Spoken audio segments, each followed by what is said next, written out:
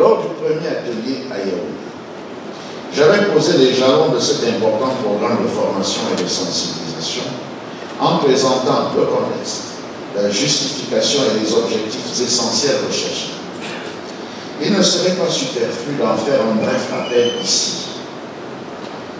Globalement, il faudrait retenir que ce programme de formation est une initiative du gouvernement. Il participe de la mise en œuvre de l'une des recommandations issues des 2 évaluations auxquelles notre pays a été soumis, à savoir l'évaluation nationale des risques conduite par le Cameroun d'une part et l'évaluation mutuelle conduite par les experts du secrétariat permanent du GABAC en 2021 d'autre part.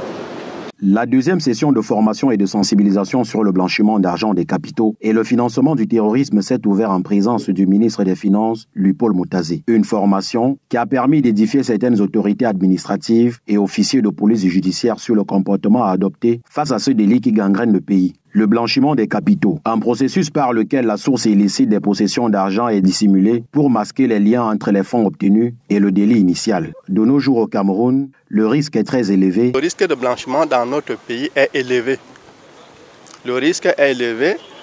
Les rapports que l'ANIF produit au quotidien vont dans ce sens, qui montrent effectivement que le risque est élevé.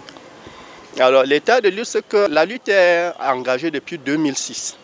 Depuis que la NIF fonctionne, et les rapports sont produits. C'est-à-dire que la NIF analyse les informations qui lui sont transmises et transmet des rapports aux autorités de poursuite.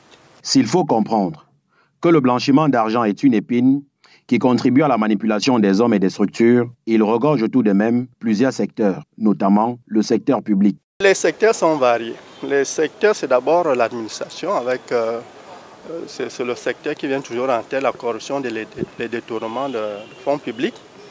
Il y a la fraude, les fraudes diverses, notamment la fraude fiscale. Vous comprenez de quoi je parle. Et les autres trafics.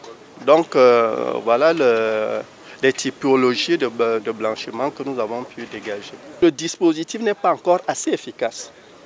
Les infractions sont là, mais si vous ne les réprimez pas, évidemment, les gens vont continuer à agir. Il est désormais plus important de mettre un dispositif assez efficace pour lutter contre ces fléaux qui continuent à gangréner le pays, d'autant plus que c'est l'image du Cameroun qui est en jeu.